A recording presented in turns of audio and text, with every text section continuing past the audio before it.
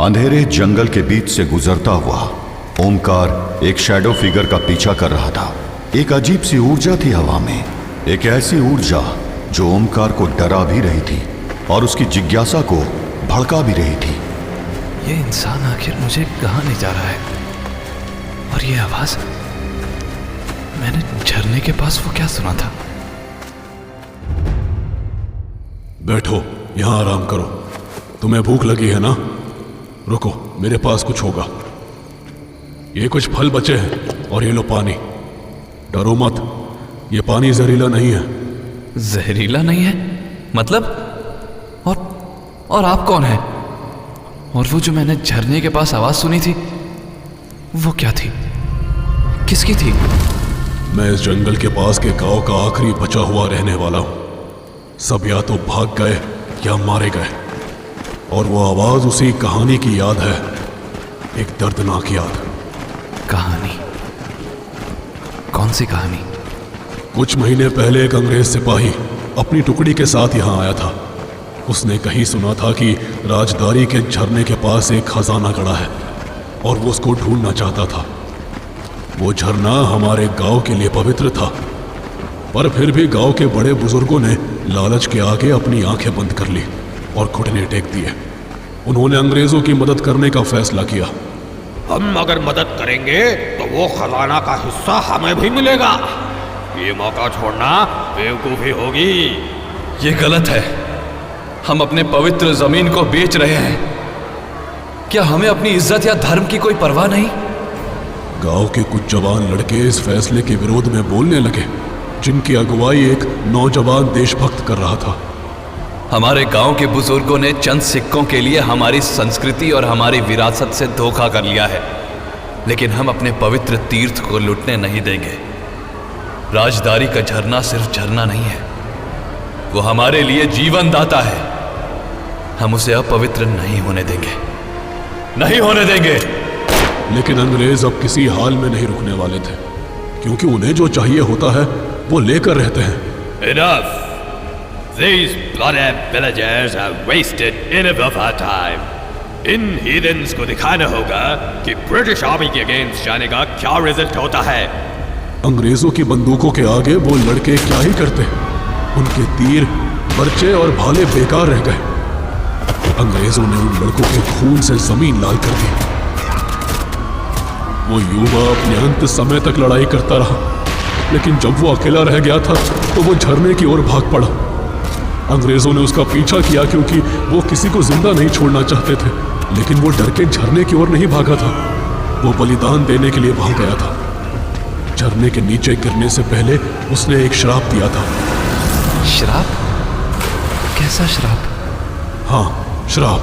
जिस दिन वो मारा गया, उस दिन से जो भी उस झरने का पानी पीता है वो बीमार पड़ जाता है।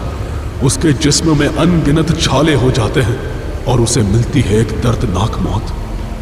और अगर कोई खजाना ढूंढने वहां जाता है तो उसका अंत बहुत बुरा होता है, जैसा उन अंग्रेजों का हुआ।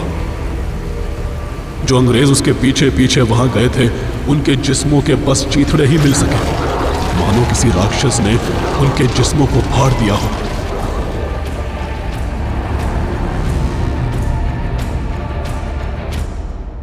हमारे गांव के बड़े लोग, उनका लालच सबके विनाश का कारण बन गया। धीरे धीरे ये बात सभी गांव में फैलने लगी और लोग डर के मारे यहां से भागने लग गए। और अब बस मैं बचा हूं, अकेला, ताकि यहां आने वालों को आगाह कर सकूं। ये कहानी तो हमारे देश की हालत जैसी लगती है। हमारे पुरखों ने अपने फायदे के लिए अंग्रेजों को यहां राज करने का मौका दिया, और अब जब वो यहाँ के राजा बन बैठे हैं तो देश के युवा उनसे लड़ने की कोशिश कर रहे हैं ताकि आज़ादी पा सके। हाँ, ये श्राप सिर्फ एक कहानी नहीं, हम सबके लिए एक सबक है। पर वो युवा देशभक्त कौन था जो राजदारी का शैतान बन गया? उसका नाम क्या था?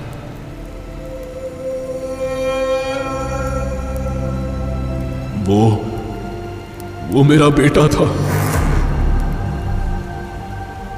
ओमकार उस रात सो नहीं पाया। उसके जहन में वो कहानी गूंज रही थी।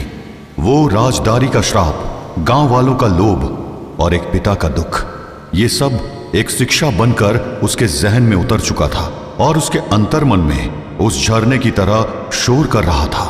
जहां ओमकार के आगे का रास्ता बहुत कठिन होने वाला था, वहीं इधर काशी में ड्रैकुला और अनीता ऑलरेडी एक कठिन जर्नी पर निकल चुके थे।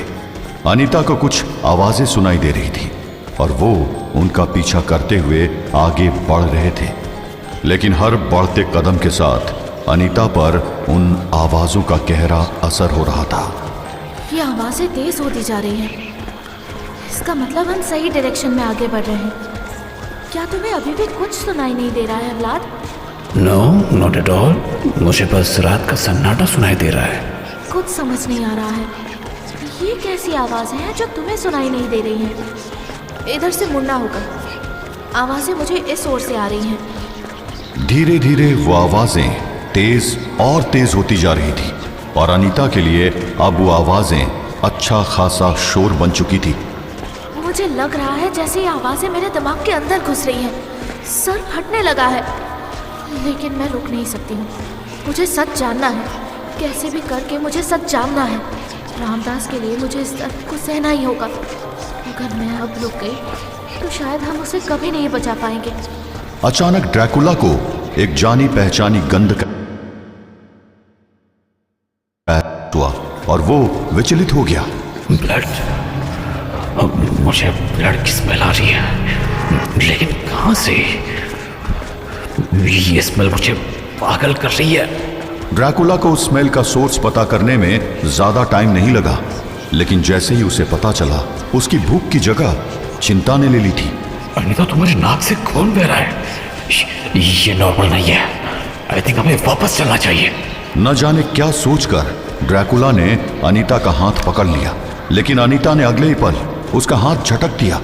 तुम समझते क्यों नहीं व्लाद? अगर मैं अब पीछे हटी तो मैं खुद को कभी माफ नहीं कर पाऊंगी। रामदास को बचाने का यही एक तरीका है और मैं हार नहीं मानूंगी। अद्भुत शक्तियों का मालिक ड्रैकुला इस समय बहुत हेल्पलेस फील कर रहा था। स्ट्रेंज, आखिर ये कैसी मिस्ट्री है? इतनी पावर्स होने के बाद भी मैं अनीता की कोई हेल्प नहीं कर पा रहा हूँ। मगर ये कैसे पॉसिबल है कि उसे विस्पर सुनाई दे रहे और मुझे नहीं? ड्रैकुला को कुछ समझ नहीं आ रहा था।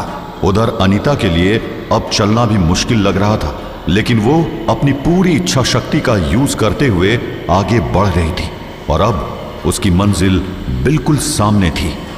वो इमली यानी टैमरिंड का पेड़, ये आवाजें मुझे उसी ओर खींच रही हैं। अनीता की सांसें तेज होने के साथ साथ टूटने भी लगी थी। उसका पूरा जिस्म दर्द से कांप रहा था, लेकिन वो आगे बढ़ती ही जा रही थी। मुझे लग रहा है जैसे कोई मुझे खींच रहा है व्लाद। इन आवाजों में बहुत दर्द है, बहुत ज्यादा। अनीता, नहीं, रुक जाओ। ड्रैकुला जैसे शैतान की आवाज में भी चिंता साफ झलक रही थी। उधर अनीता अब लगभग उस इमली के पेड़ के पास पहुंच चुकी थी। ये आवाजें ये इसी पेड़ से आ रही हैं। बहुत बहुत दर्द है इन आवाजों में। मुझे जानना है मुझे कि आखिर इनका राज क्या है। अनीता अब बिल्कुल उस इमली के पेड़ के पास थी। उसके लिए अब एक भी कदम आगे बढ़ाना असंभव था। उसे ऐसा लग रहा था मानो कोई शक्ति उसे रोक रही हो, लेकिन अनीता स्वभाव से बहुत जिद्दी थी और आज भी वो एक जिद लेकर आई थी। अगले ही पल उसने आगे बढ़ते हुए उस पेड़ के तने को छू लिया और मानो वहां कोई भूचाल आ गया।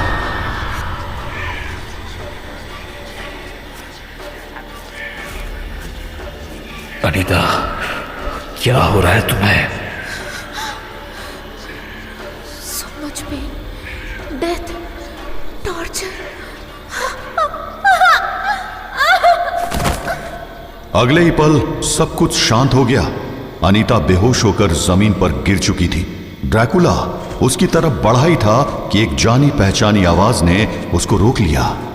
रुक जाओ व्लाद। तुम? हाँ, मैं।